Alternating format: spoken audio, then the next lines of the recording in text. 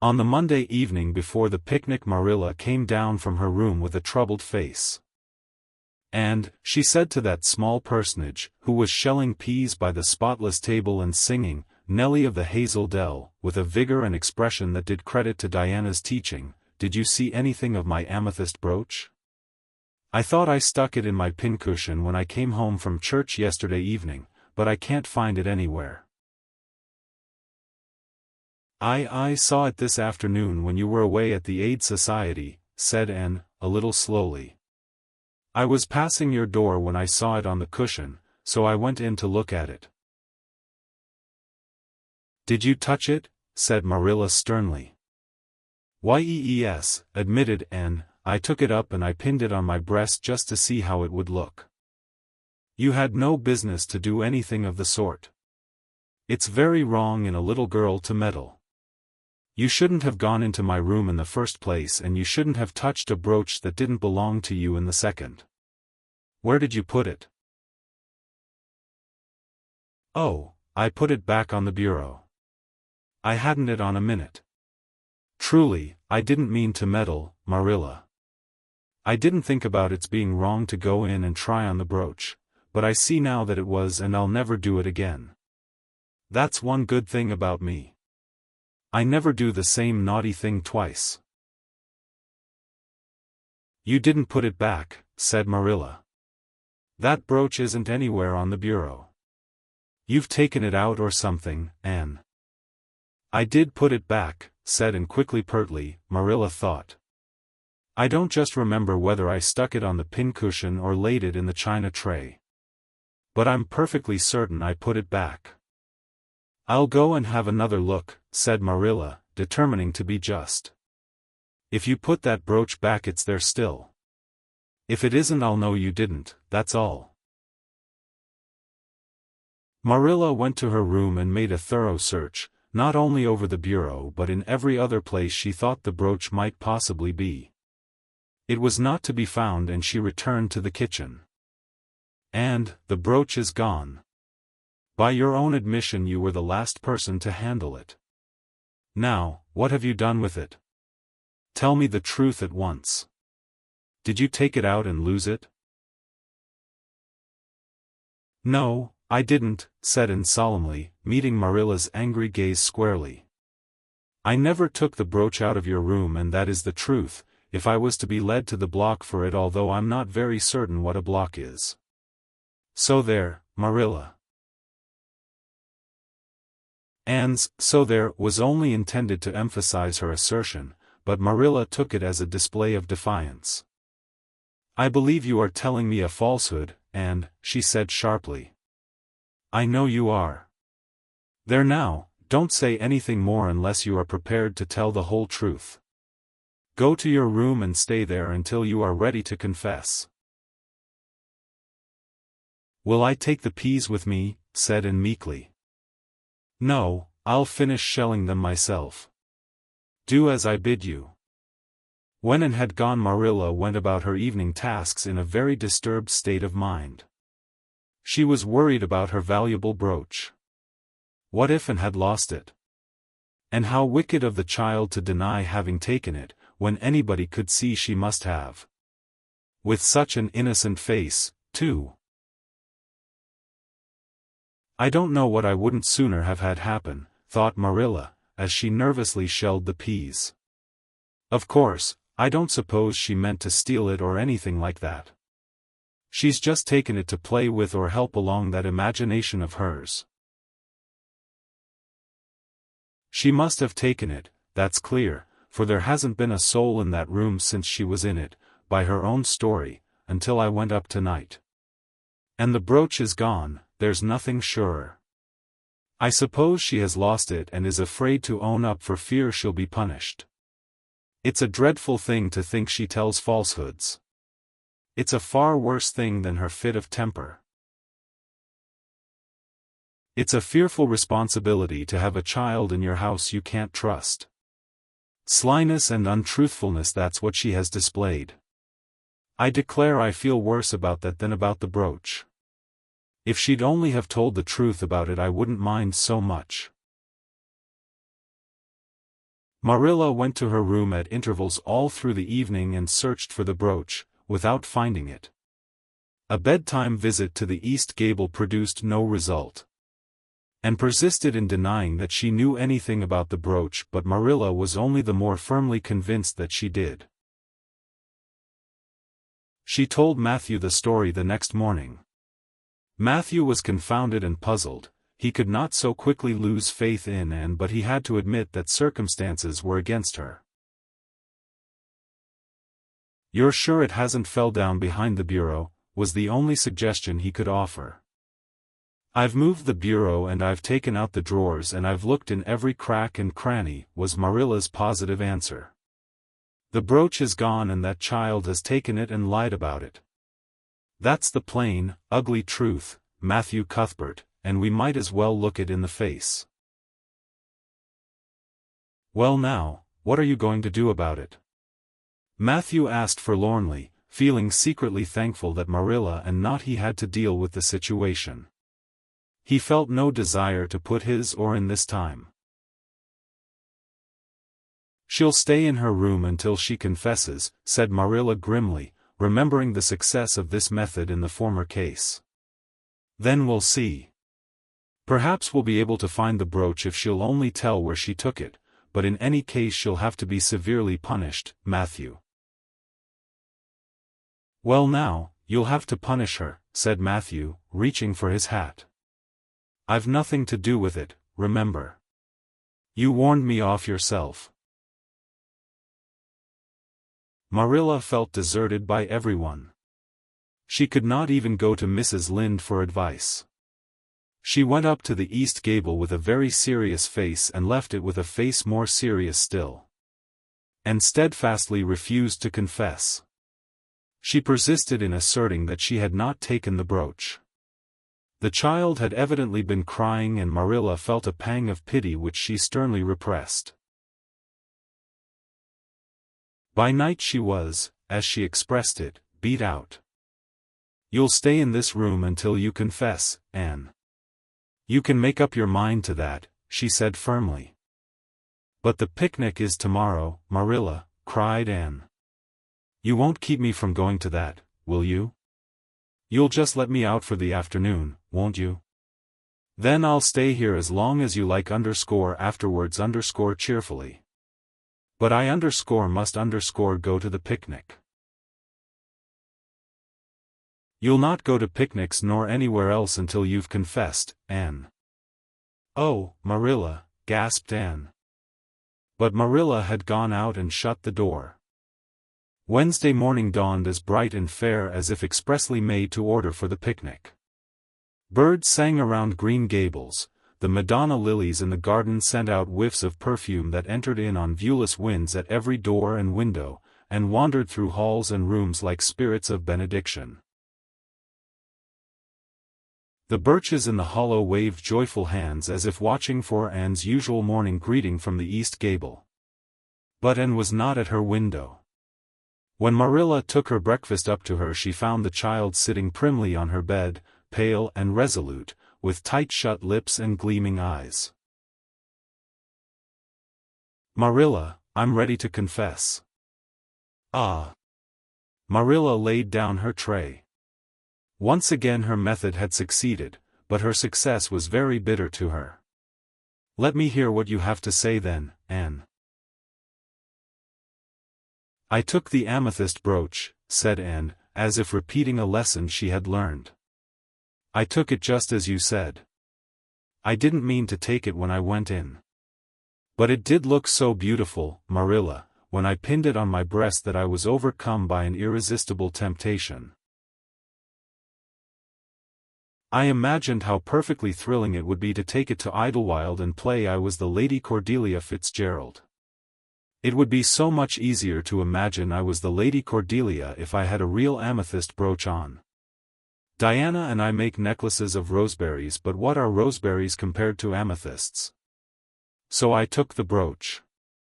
I thought I could put it back before you came home.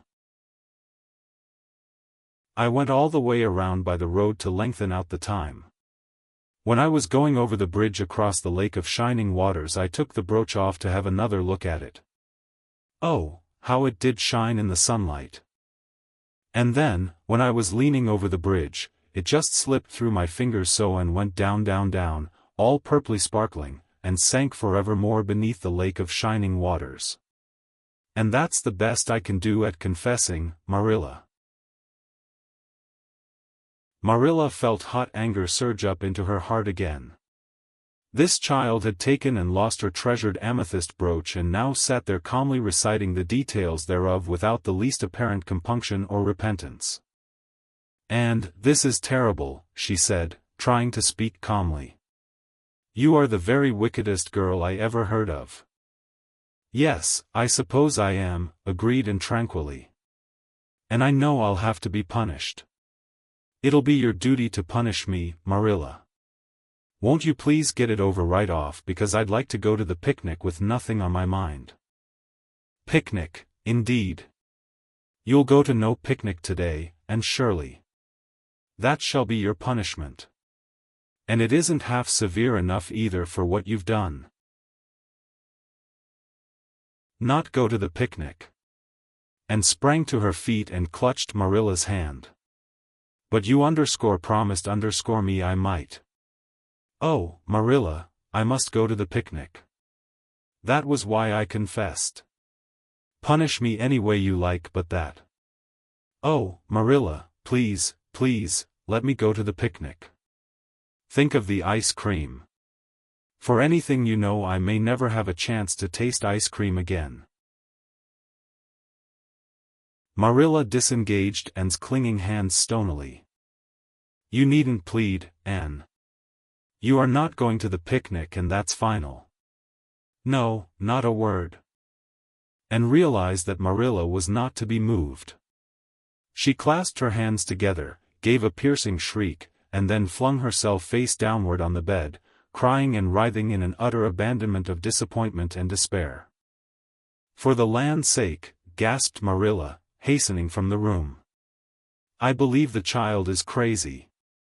No child in her senses would behave as she does. If she isn't, she's utterly bad. Oh dear, I'm afraid Rachel was right from the first. But I've put my hand to the plow and I won't look back." That was a dismal morning. Marilla worked fiercely and scrubbed the porch floor and the dairy shelves when she could find nothing else to do. Neither the shelves nor the porch needed it, but Marilla did. Then she went out and raked the yard. When dinner was ready she went to the stairs and called Anne. A tear-stained face appeared, looking tragically over the banisters. "Come down to your dinner, Anne." "I don't want any dinner, Marilla," said Anne, sobbingly. "I couldn't eat anything. My heart is broken. You'll feel remorse of conscience someday, I expect, for breaking it, Marilla, but I forgive you. Remember when the time comes that I forgive you. But please don't ask me to eat anything, especially boiled pork and greens."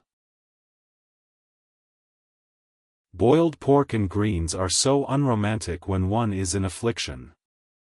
Exasperated, Marilla returned to the kitchen and poured out her tale of woe to Matthew, who, between his sense of justice and his unlawful sympathy with Anne, was a miserable man. "Well now, she shouldn't have taken the brooch, Marilla, or told stories about it," he admitted, mournfully surveying his plate full of unromantic pork and greens as if he, like Anne, thought it a food unsuited to crises of feeling. "But she's such a little thing, such an interesting little thing. Don't you think it's pretty rough not to let her go to the picnic when she's so set on it? Matthew Cuthbert, I'm amazed at you. I think I've let her off entirely too easy. And she doesn't appear to realize how wicked she's been at all. That's what worries me most. If she'd really felt sorry it wouldn't be so bad. And you don't seem to realize it, neither. You're making excuses for her all the time to yourself. I can see that." "Well now, she's such a little thing," feebly reiterated Matthew. "And there should be allowances made, Marilla. You know she's never had any bringing up." "Well, she's having it now," retorted Marilla. The retort silenced Matthew if it did not convince him. That dinner was a very dismal meal. The only cheerful thing about it was Jerry Buat, the hired boy, and Marilla resented his cheerfulness as a personal insult. When her dishes were washed and her bread sponge set and her hens fed, Marilla remembered that she had noticed a small rent in her best black lace shawl when she had taken it off on Monday afternoon on returning from the Ladies' Aid. She would go and mend it. The shawl was in a box in her trunk. As Marilla lifted it out, the sunlight, falling through the vines that clustered thickly about the window, struck upon something caught in the shawl, something that glittered and sparkled in facets of violet light. Marilla snatched at it with a gasp. It was the amethyst brooch, hanging to a thread of the lace by its catch. "Dear life and heart," said Marilla blankly, "what does this mean? Here's my brooch safe and sound that I thought was at the bottom of Barry's pond. Whatever did that girl mean by saying she took it and lost it? I declare I believe Green Gables is bewitched. I remember now that when I took off my shawl Monday afternoon I laid it on the bureau for a minute. I suppose the brooch got caught in it somehow. Well." Marilla betook herself to the east gable, brooch in hand. And had cried herself out and was sitting dejectedly by the window. "Anne Shirley," said Marilla solemnly, "I've just found my brooch hanging to my black lace shawl. Now I want to know what that rigmarole you told me this morning meant." "Why, you said you'd keep me here until I confessed," returned Anne wearily, "and so I decided to confess because I was bound to get to the picnic. I thought out a confession last night after I went to bed and made it as interesting as I could. And I said it over and over so that I wouldn't forget it. But you wouldn't let me go to the picnic after all, so all my trouble was wasted." Marilla had to laugh in spite of herself. But her conscience pricked her. "And, you do beat all. But I was wrong, I see that now. I shouldn't have doubted your word when I'd never known you to tell a story. Of course, it wasn't right for you to confess to a thing you hadn't done. It was very wrong to do so. But I drove you to it. So if you'll forgive me, and I'll forgive you and we'll start square again. And now get yourself ready for the picnic." And flew up like a rocket. "Oh, Marilla, isn't it too late?" "No, it's only 2 o'clock. They won't be more than well gathered yet and it'll be an hour before they have tea. Wash your face and comb your hair and put on your gingham. I'll fill a basket for you. There's plenty of stuff baked in the house. And I'll get Jerry to hitch up the sorrel and drive you down to the picnic ground." "Oh, Marilla," exclaimed Anne, flying to the washstand. "5 minutes ago I was so miserable I was wishing I'd never been born, and now I wouldn't change places with an angel." That night, a thoroughly happy, completely tired out and returned to Green Gables in a state of beatification impossible to describe. "Oh, Marilla, I've had a perfectly scrumptious time." Scrumptious is a new word I learned today. I heard Mary Alice Bell use it. Isn't it very expressive? Everything was lovely. We had a splendid tea and then Mr. Harmon Andrews took us all for a row on the Lake of Shining Waters, 6 of us at a time. And Jane Andrews nearly fell overboard. She was leaning out to pick water lilies, and if Mr. Andrews hadn't caught her by her sash just in the nick of time she'd fallen in and probably been drowned. I wish it had been me. It would have been such a romantic experience to have been nearly drowned. It would be such a thrilling tale to tell. And we had the ice cream. Words fail me to describe that ice cream. Marilla, I assure you it was sublime. That evening Marilla told the whole story to Matthew over her stocking basket. "I'm willing to own up that I made a mistake," she concluded candidly, "but I've learned a lesson. I have to laugh when I think of Anne's confession, although I suppose I shouldn't, for it really was a falsehood. But it doesn't seem as bad as the other would have been, somehow, and anyhow I'm responsible for it. That child is hard to understand in some respects. But I believe she'll turn out all right yet. And there's one thing certain, no house will ever be dull that she's in.